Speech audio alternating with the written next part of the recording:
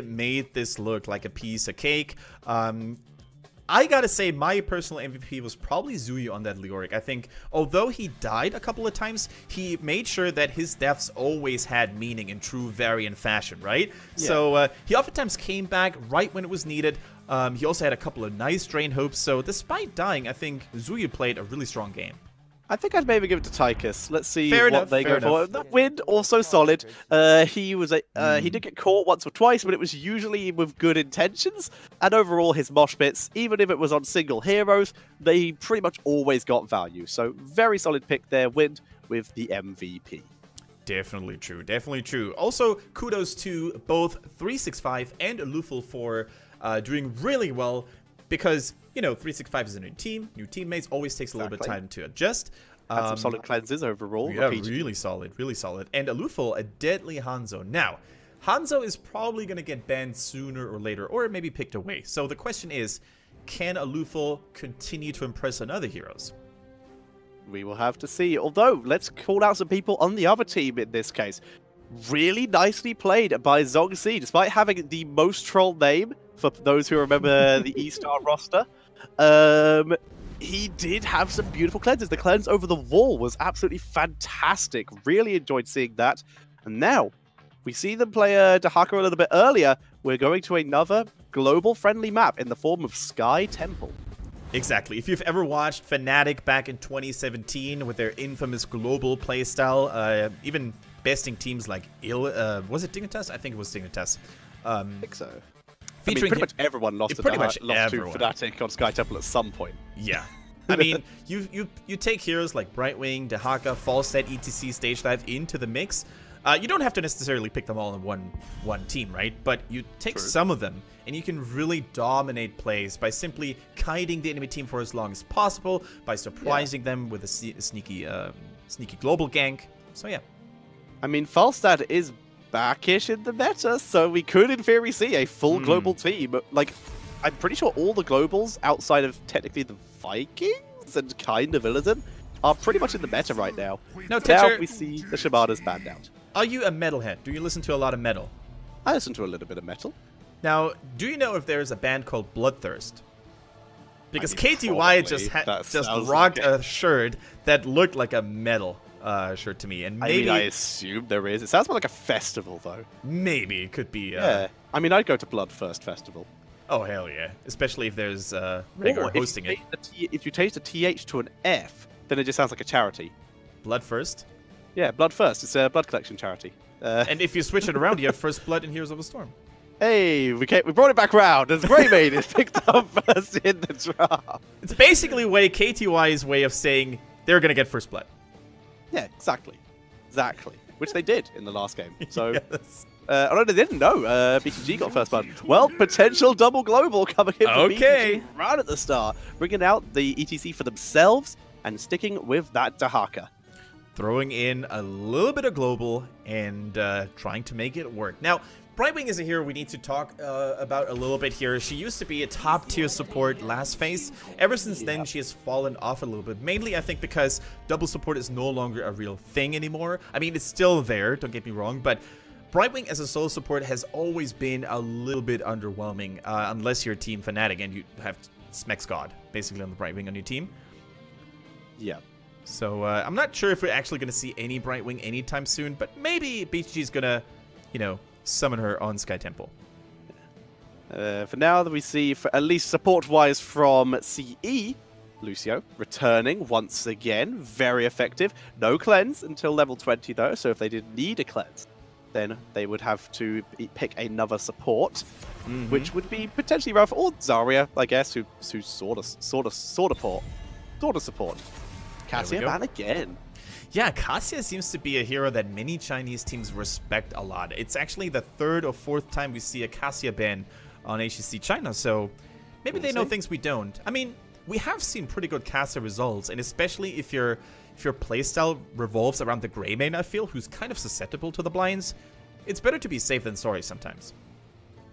Very true. Completely agree. Like you said, we've seen some legendary Cassia play. I remember on one of the very few days you had to take off last season, and Grubby filled in and was basically like, I don't believe you about Cassia.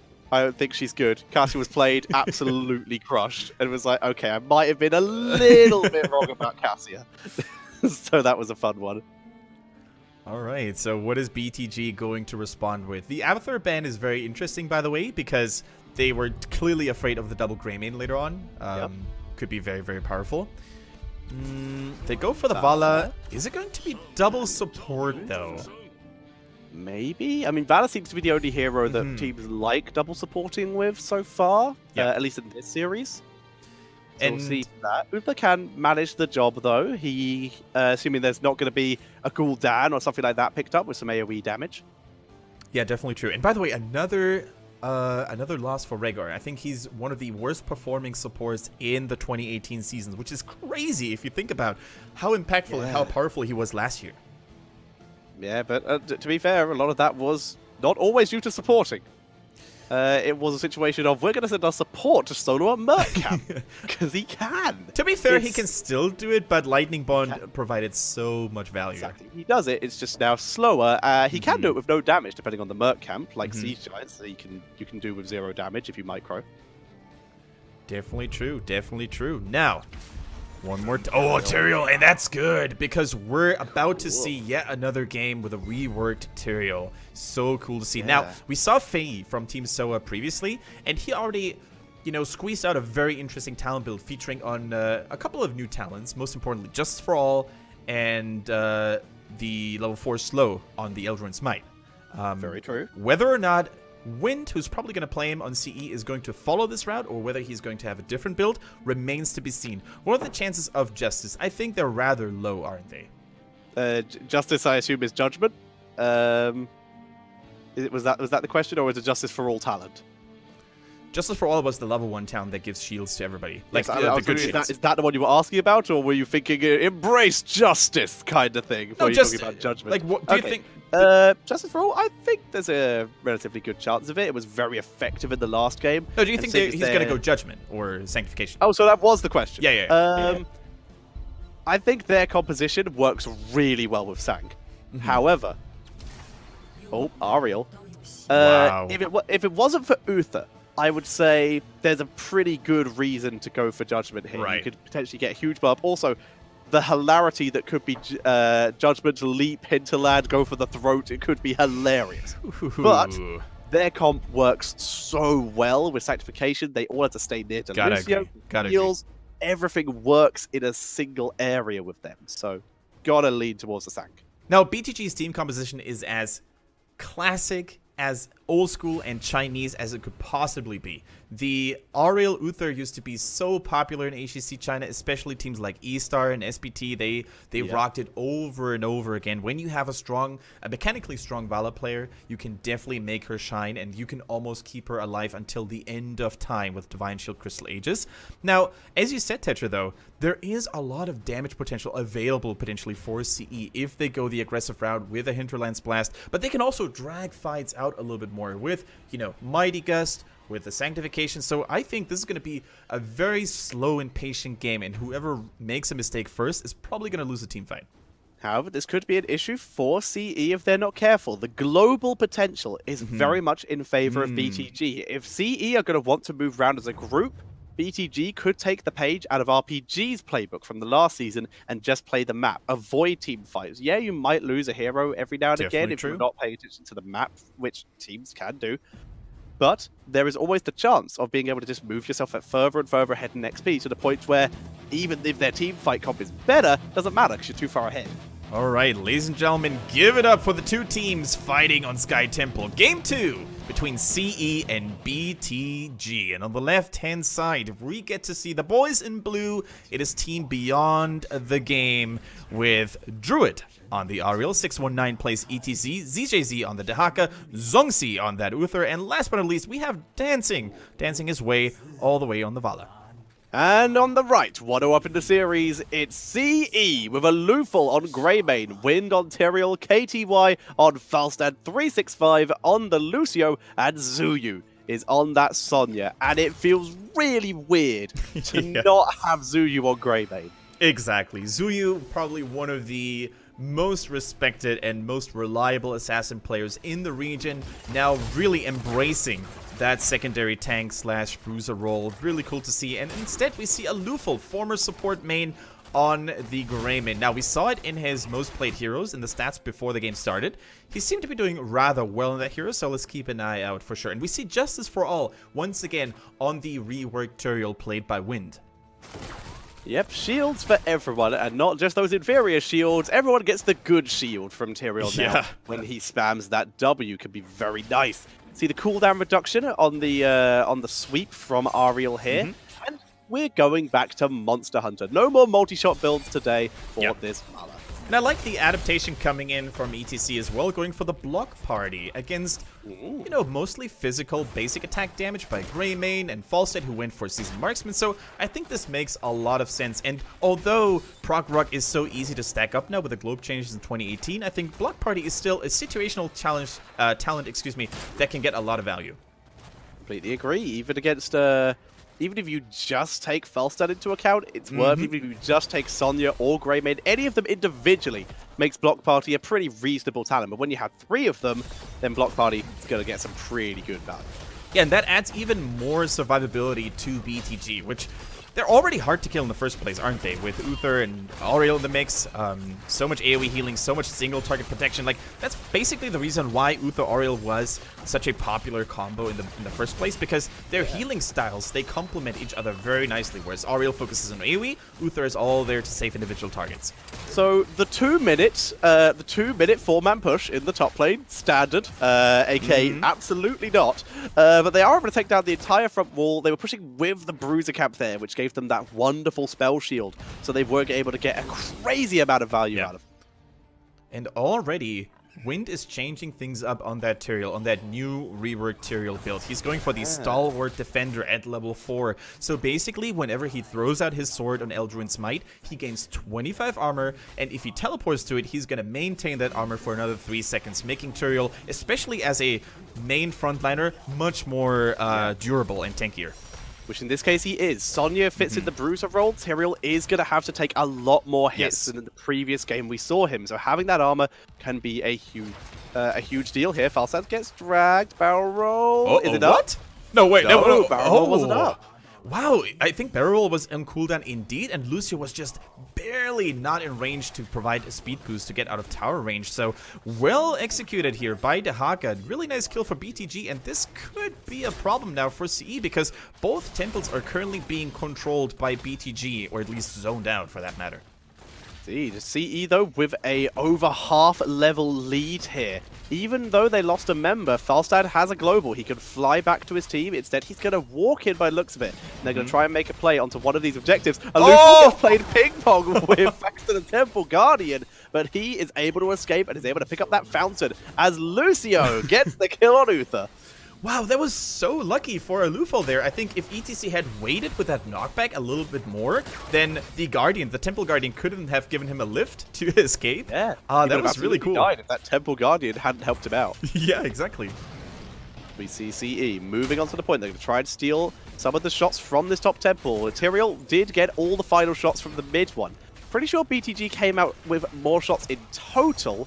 But CE, now they have all their members available again, are beginning to retake back control and still have their level lead. Yeah, Zuyu now realizes that BGG is not fully there yet. They saw Dehaka at the bottom lane. However, Zuyu is in trouble. Lovely. Yeah, that was close, man. To get him out, thanks to Tyrael, who once again went for that swift retribution, the speed boost to get his ally out. Alright, so far so good for CE. They already destroyed the top fort, and this of course opens up the battleground much more when they take night camps in the future. If they just pass through the fort, they're actually going to threaten the keep already, which could be huge in the long run. And actually, if you take a look at the forts in general on the side of BGG, all of them are so much damaged already, so CE is going to have a severe advantage when it comes to structures later on. 619 fleeing in the slowest chase possible. It was able to escape just due to being very solid tank in general. Zuyu fighting up against ZJZ in that top lane. Sonya can do very well against Dehaka due to burst damage, especially now that she... Oh, hang on, never mind. We see a huge engage onto Greymane, who's trying to move back, but gets finished off. Yeah, that was a beautiful stun chain there by BTG, locking down Alufal. There was no way he could have gotten out in time. The Worgen form jump can oftentimes be used as an escape because it allows you to activate your dash more frequently. It also gives you 10 armor in Worgen form, but here unfortunately it caused him to jump in too deep. However, regardless, they're still having that level 10 advantage. The heroic abilities are going to be online soon. BGG has a lot of time though to catch up because the second temple is nowhere near to be found. Yeah, Zhu takes the short route over the wall, beginning on those mercenary cabs. ETC with the Echo Pedal this time, so we could be seeing another stage dive ETC like the previous game. However, CE, they already have access to their heroics. Sanctification, the Sound Barrier, the Fury, of course. We have the Wrath of the Berserker, that is, the Mighty Gust, and go for the Throat, literally just picked up. Yeah, to be honest, Thatcher, I wouldn't mind a stage dive, because if you take a look at CE's roster, they do have a couple of interrupts, or if Tyrael is on point of his game, then they can just sanctify through it. So I think the Mighty Gust is a pretty solid interrupt. Mighty Gust is a very solid interrupt, unless you can Lucio get faster in, who is about as much of a backliner as it could be. So here's the question. Are they going to rely on Dahaka as their main global, or is ETC going to pick up some of the slack? Looks like he's going to hold it. He picks Mosh Pit. Alright, he picks Mosh Pit, which is arguably the bigger playmaker. Now, Sonya engaging on 619. They need to be careful, though, because if Falstad ends up getting caught in the Mosh Pit, there's a very little they can do unless Lucio's on top of his game with a boop. Also, Falstad not even here yet, so if there was time to make a play for 619, it would be now, but Tyrael is trying to force the issue instead, trying to put the plays on. Here comes Dahaka. Isolation completely whiffed here. The Divine Shield on Valor is dropping crazy damage to the Mosh Pit, grabbing 2 here, and down goes Lucio here, though. BTG in control. There's the sack to try and turn it round, focusing on the Zongzi, who will get taken out, but it's a little slow here. And CE, despite losing the first member, put on a dominant fight. They'll take down 619 eventually. ZJZ might be able to escape if he's lucky. No, Poison Spear, not a chance. 619 still running. He is very tanky. he's very tanky. He's out of mana, out of directions to go, out of options, and finally gets taken out, and here comes the boss attempt. Yeah, this is definitely the golden opportunity here for CE. 2 members still on a relatively long death timer, 16 seconds and 7 seconds respectively. However, Dahaka comes back with a global here, so pay attention to all the CC that was used on Lucio here. He basically absorbed it all. The Sticky Licky Tongue, the Uther Stun, the ETC Power Slide, but with all those cooldowns being used on a singular target, it was time for CE's teammates, or for Lucio's teammates, to shine, and they took down one after the other. All of their abilities on cooldown, the CC that is, and I love how CE turned this around. Really, really picture textbook play. This could be the issue of a hyper carry. What we saw there is so much of the CC being used to kill Lucio. None of it was used to peel for Valor, who was dropped as one of the first 2 kills CE got in that fight, along with Aria. Oh, the Holy Ground! Lovely Aegis to keep 619 alive for now. Tries to face melt. Power slides, gets pulled back through though, but he is able to survive. The Sound Barrier is good, hitting the entire allied team here. Dahaka comes in with a gank. Falstad is still in the middle. He needs a little bit more time to find his play. Wins somehow. Still alive through this. Zuyu too greedy though. Tries to turn it around. Sack's too late. Falstad arrives. Doesn't need to gust, but he came down just in case he did. But yeah, Sonya. Thought she needed to give Tyrael a bit more space, but the fact is he's Tyrael. And Tyrael escapes. Sonya, trying to be the brave savior, is the one that gets taken out. And I think this is a classic example of how sometimes plays look a little bit wonky for the viewers out there, because obviously there was no reason for Sonya to go back in there, right? But because I think she was kind of out of position, but in communications, they were probably saying, okay, Falsta's gonna come soon, Lucio's gonna be there as well, the Sanctification is ready, so Sonya, you're good to go, buy a little bit of time, try to bait a couple of abilities onto yourself. But Falstad arrived just a second too late, the Sanctification was a millisecond too late as well, so it looked a little bit silly, but I think the call itself, the idea behind it was good.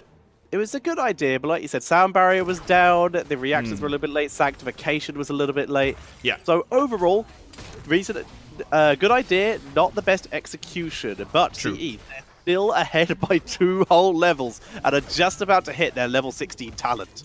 And remember the time when Lucio was chain stunned and killed? This is now going to be much harder for them to do, because back in the mix at level 13. Now here comes a fight though. Gust is good.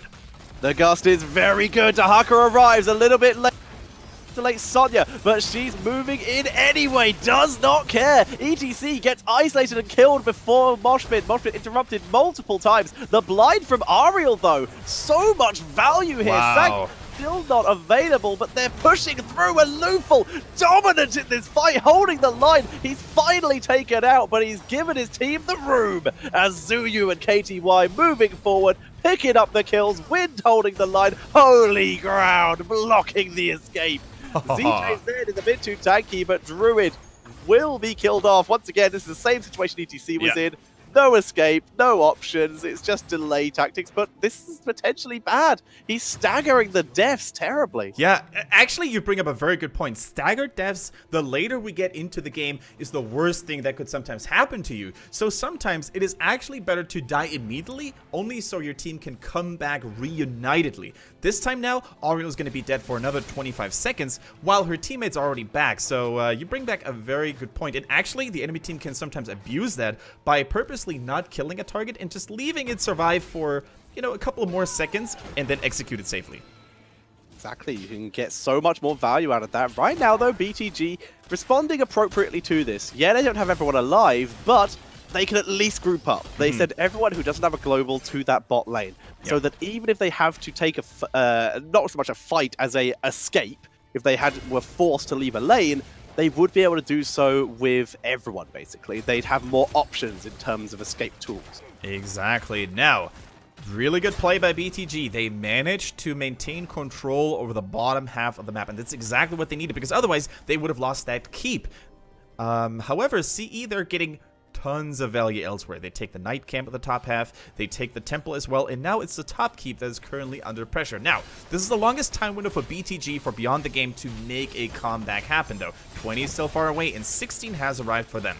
Drag on Lucio, that's a good move for BTG. Wow. Lucio gets deaded. The 3-man GD's but the gust coming in from KTY keeps his team alive. Looks like they try to get a counter kill. There's the sanctification pushing through, trying to finish up the holy ground. The escape, they're all channeled in. But 619 in the back gets killed off of Falstad. Dropping low, moves into the spell shield provided by the Merc Camp. They're trying to focus onto Uther, who's managed to get himself split from his team. Aegis self-used by Ariel, condemning Valor no to death. way. And Druid goes down anyway. How in the world did CE turn that around? That Turiel was insane. Wind creating terrain where it was really needed. They squashed in BTG together, and now they're on the court, Tetra. I think they can do it. Death time is nobody to be found by BTG. They're gonna do it here, Kendrick. That's gonna be a 2-0 by CE. What a play at the end, losing Lucio. Wow. But the gust from Falstad. Yes. When it really mattered, KTY came up dividends and absolutely saved his team and won them the game. So if I were a Lufel here in that game, I would be like, all right, you know what, KTY? Pizza's on me tonight. Because that was a money gust if I've ever seen one. It was a 3-man mosh pit after they had already killed somebody preemptively.